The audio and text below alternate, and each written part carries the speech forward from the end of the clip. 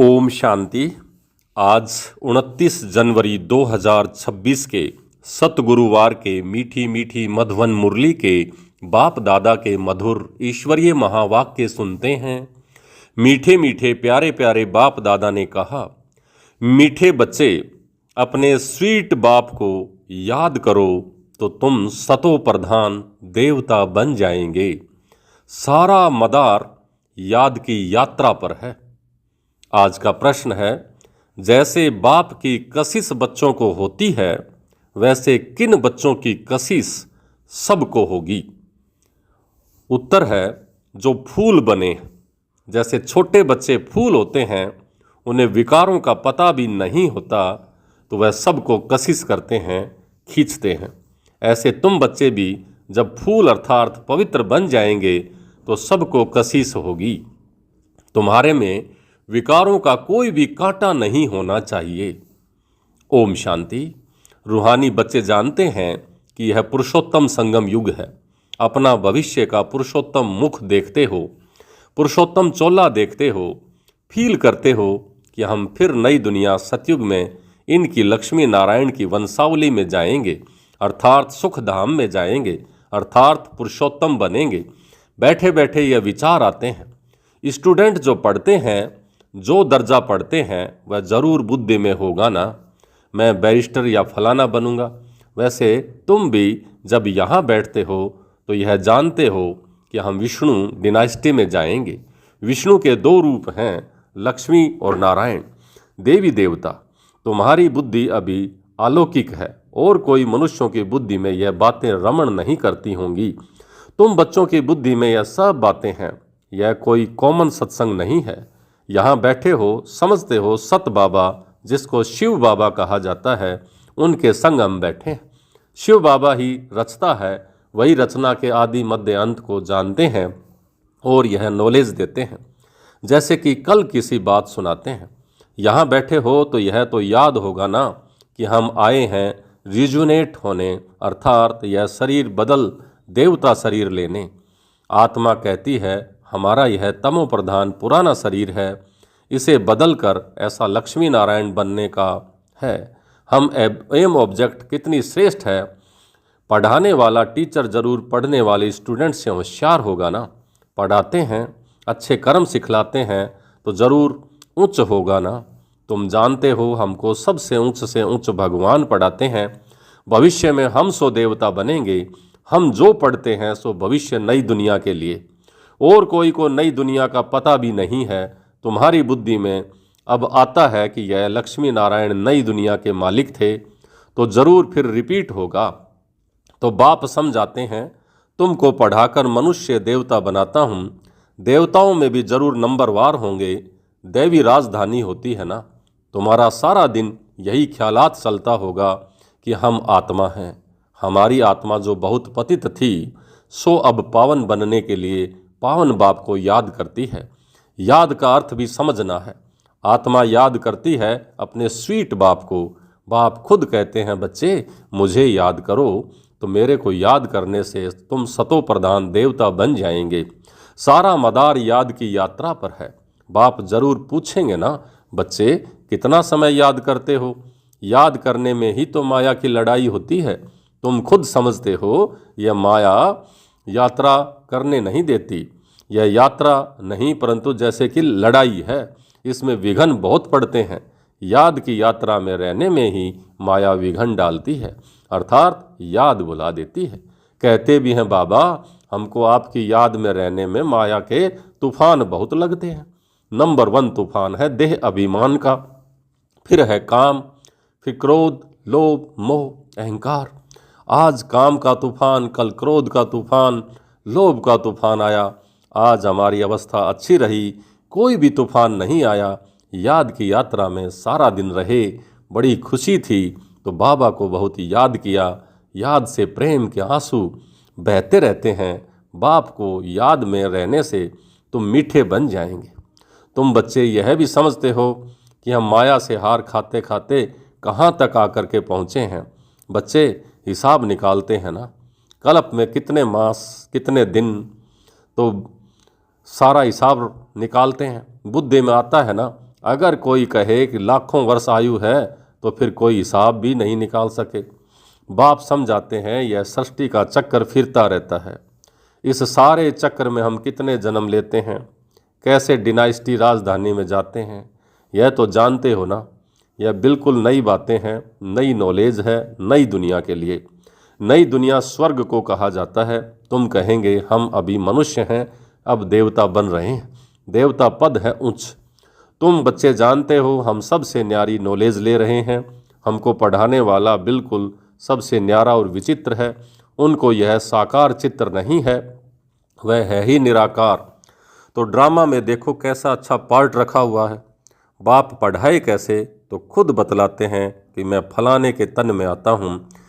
किस तन में आता हूँ वह भी बताता हूँ। मनुष्य मुझते हैं, क्या एक ही तन में आएगा? परंतु यह तो ड्रामा है ना, इसमें चेंज हो नहीं सकती। यह बातें तुम ही सुनते हो और धारण करते हो और सुनाते हो।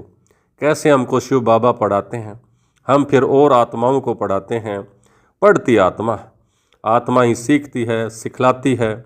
आत्मा मोस्ट वैल्यूएबल है। आत्मा अविनाशी और अमर है। सिर्फ शरीर खत्म होता है। हम आत्माएं अपने परम पिता परमात्मा से नॉलेज ले रही हैं। रचयिता और रचना के आदि मध्य अंत 84 जन्मों की नॉलेज ले रहे हैं। नॉलेज कौन लेते हैं? आत्मा। आत्मा अविनाशी है। मोह भी रखना चाहिए अविनाशी चीज़ में, ना कि विनाशी चीज़ों में। इतना समय तुम विनाशी शरीर में मोह रखते आए हो, अभी समझते हो हम आत्मा हैं। शरीर का भान छोड़ना है। कोई कोई बच्चे लिखते भी हैं, मुझ आत्मा ने यह काम किया, मुझ आत्मा ने आज यह भाषण किया, मुझ आत्मा ने आज बहुत बाबा को याद किया। वह है सुप्रीम आत्मा, नॉलेजफुल। तुम बच्चों को कितनी नॉलेज देते हैं। मूल वतन सूक्ष्म वतन को तुम जानते हो। मनुष्यों की बुद्धि में तो कुछ भी नहीं है, तुम्हारी बुद्धि में है। रचता कौन है? इस मनुष्य सृष्टि का क्रिएटर गाया जाता है तो जरूर कर्तव्य में आते हैं। तुम जानते हो और कोई मनुष्य नहीं जिनको आत्मा और परमात्मा बाप को याद हो, बाप का परिचय हो। बाप ही नॉलेज देते हैं कि अपने को आत्मा समझो। तुम अपने को शरीर समझ उल्टे लटक पड़े हो। आत्मा सत्य चित्त आनंद स्वरूप है। आत्मा की सबसे जास्ती महिमा है। एक बाप के आत्मा की कितनी महिमा है। वहाँ दुख हरता, उसको कहते हैं दुख हरता सुख करता। मच्छर आदि की तो महिमा नहीं करेंगे ना कि यह दुख हरता सुख करता है। वह है ज्ञान का सागर। तो बाप है ज्ञान का सागर, और कोई मनुष्य तो हो ना सके। यह बाप की महिमा है। तुम भी हर एक खुद दुख हरता सुख करता हो, क्योंकि उस बाप के बच्चे हो ना, जो सबका दुख हरकर और सुख देते हैं, सो भी आधा कल्प के लिए। यह नॉलेज और कोई में है नहीं। नॉलेजफुल एक ही बाप है। हमारे में जो नॉलेज है, एक बाप को ही नहीं जानते हैं तो बाकी फिर क्या नॉलेज होगी। अभी तुम फील करते हो हम पहले नॉलेज लेते थे, कुछ भी पहले हम नहीं जानते थे। छोटे बच्चे बेबी थे, नॉलेज नहीं होती है और कोई अवगुण भी नहीं होता है, इसलिए उनको महात्मा कहा जाता है, क्योंकि छोटा बच्चा पवित्र है। जितना छोटा बच्चा उतना नंबर 1 फूल। बिल्कुल ही जैसे कर्मातीत अवस्था है। कर्म विकर्म को कुछ नहीं जानते, सिर्फ अपने को ही जानते हैं, तो वह फूल है। इसलिए सबको कशिश करते हैं। जैसे अब बाबा कशिश करते हैं, बाप आए ही हैं तुम सबको फूल बनाने। तुम्हारे में कई बहुत खराब कांटे भी हैं, 5 विकार रूपी कांटे हैं ना। इस समय तुमको फूलों और कांटों का ज्ञान है। कांटों का जंगल भी होता है। बबूल का कांटा सबसे बड़ा होता है। उन कांटों से भी बहुत चीज़ें बनती हैं, भेंट की जाती है मनुष्यों की। बाप समझाते हैं इस समय बहुत दुख देने वाले मनुष्य कांटे हैं, इसलिए इनको दुख की दुनिया कहा जाता है। कहते भी हैं बाप सुख दाता है, माया रावण दुख दाता है। फिर सतयुग में माया नहीं होगी तो यह कुछ भी बातें नहीं होंगी। ड्रामा में एक पार्ट 2 बारी नहीं मिल सकता। बुद्धि में है सारी दुनिया में जो पार्ट बजता है वह सब नया। तुम विचार करो, सतयुग से लेकर यहाँ तक के दिन ही बदल जाते हैं, एक्टिविटी बदल जाती है। 5000 वर्ष की पूरी एक्टिविटी का रिकॉर्ड आत्मा में भरा हुआ है, वह बदल नहीं सकता है। हर आत्मा में अपना अपना पार्ट भरा हुआ है, यह एक बात भी कोई समझ नहीं सकते। अभी आदि मध्य अंत को तुम जानते हो, यह स्कूल है ना। सृष्टि का आदि मध्य अंत को जानना है, फिर बाप को याद करके पवित्र बनने की पढ़ाई है। इनके पहले जानते थे क्या कि हमको यह बनना है? बाप कितना क्लियर करके समझाते हैं। तुम पहले नंबर में यह थे, फिर तुम नीचे उतरते उतरते अब क्या बन गए हो। दुनिया को तो देखो क्या बन गई है, कितने ढेर मनुष्य हैं। इन लक्ष्मी नारायण की राजधानी का विचार करो, क्या होगा। यह जहाँ रहते होंगे कैसे हीरे जवाहरातों के महल होंगे। बुद्धि में आता है ना। अभी हम स्वर्गवासी बन रहे हैं, वहाँ हम अपने मकान आदि बनाएंगे। ऐसे नहीं कि नीचे से द्वारिका कोई निकल आएगी, जैसे शास्त्रों में दिखाया है। शास्त्र नाम ही चला आता है, और तो कोई नाम रख नहीं सकते। और किताब होते हैं पढ़ाई के, दूसरे नावल्स होते हैं, बाकी इनको पुस्तक अथवा शास्त्र कहते हैं। तो वह है पढ़ाई के किताब। शास्त्र पढ़ने वालों को भगत कहा जाता है। भक्ति और ज्ञान दो चीज़ें हैं। अब वैराग्य किसका? तो भक्ति या ज्ञान का? तो ज़रूर कहेंगे भक्ति का। अब तुमको ज्ञान मिल रहा है जिससे तुम इतना ऊंचा बनते हो। अब बाप तुमको सुखदायी बनाते हैं। सुखधाम को ही स्वर्ग कहा जाता है। सुखधाम में तुम चलने वाले हो तो तुमको ही पढ़ाते हैं। यह ज्ञान भी तुम्हारी आत्मा लेती है। आत्मा का कोई धर्म नहीं, वह तो आत्मा है। फिर आत्मा जब शरीर में आती है तो शरीर के धर्म अलग होते हैं। आत्मा का धर्म क्या है? एक तो आत्मा बिंदु मिसल है और शांत स्वरूप है, शांति धाम मुक्ति धाम में रहती है। अब बाप समझाते हैं सब बच्चों का हक है। बहुत बच्चे हैं जो और धर्मों में कन्वर्ट हो गए हैं, वह फिर निकल करके अपने असली धर्म में आ जाएंगे। जो देवी देवता धर्म छोड़ दूसरे धर्म में गए हैं वह सब पत्ते लौट करके आ जाएंगे अपनी जगह पर। इन सब बातों को और कोई समझ नहीं सकेंगे। पहले पहले तो बाप का परिचय देना है। इसमें ही सब मुझ पड़े हैं। तुम बच्चे जानते हो अभी हमको कौन पढ़ाते हैं? बाप पढ़ाते हैं। श्री कृष्ण तो देहधारी है, इनको ब्रह्मा को दादा कहेंगे। सब भाई भाई है ना। फिर है मर्तबे के ऊपर, यह भाई का शरीर है, यह बहन का शरीर है, यह भी अब तुम जानते हो। आत्मा तो एक छोटा सा सितारा है। इतनी सब नॉलेज छोटे सितारे में है। सितारा शरीर के सिवाय बात भी नहीं कर सकता है। सितारे को पार्ट बजाने के लिए अंग भी तो चाहिए। सितारों की दुनिया ही अलग है।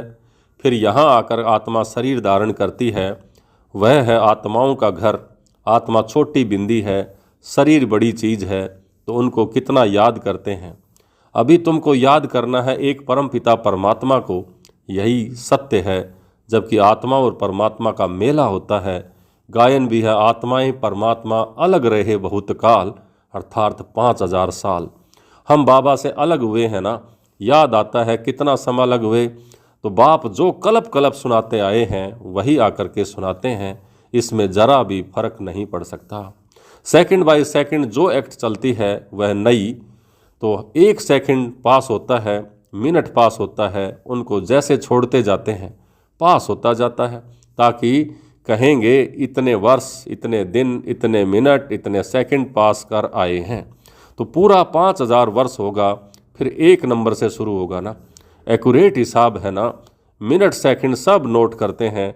अभी तुमसे कोई पूछे इसने कब जन्म लिया, तुम गिनती करके बताते हो। श्री कृष्ण ने पहले नंबर में जन्म लिया है।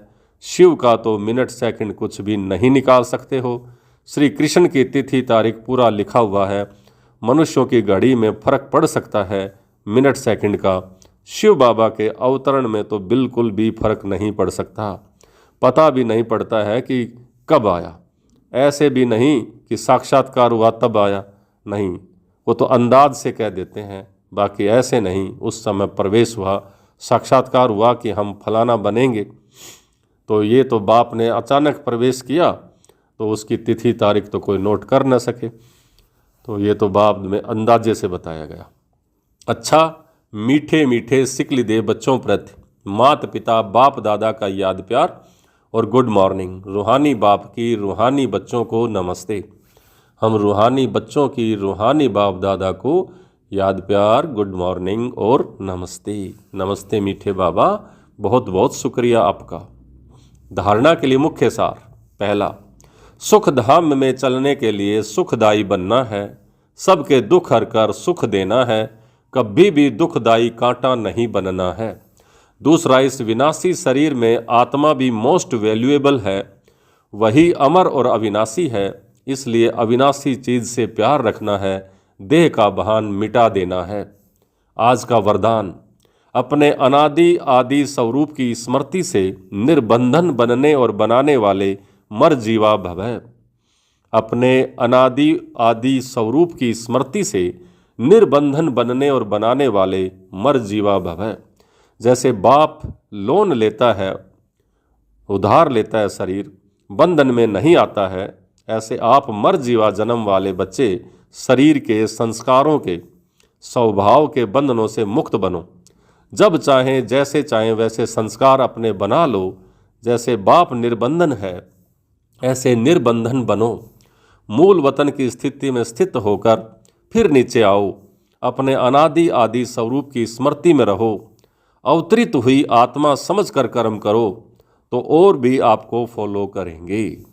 आज का स्लोगन, याद की वृत्ति से वायुमंडल को पावरफुल बनाना यही मनसा सेवा है। याद की वृत्ति से वायुमंडल को पावरफुल बनाना यही मनसा सेवा है। अव्यक्त इशारे, इस अव्यक्त मास में बंधन मुक्त रहे, जीवन मुक्त स्थिति का अनुभव करो। जब तक किसी भी प्रकार का लगाव है, चाहे वह संकल्प के रूप में हो, चाहे संबंध के रूप में हो, चाहे संपर्क के रूप में हो, चाहे अपनी कोई विशेषता की तरफ हो, कोई भी लगाव बंधन युक्त कर देगा। वह लगाव अशरीरी बनने नहीं देगा और वह विश्व कल्याणकारी भी बना नहीं सकेगा।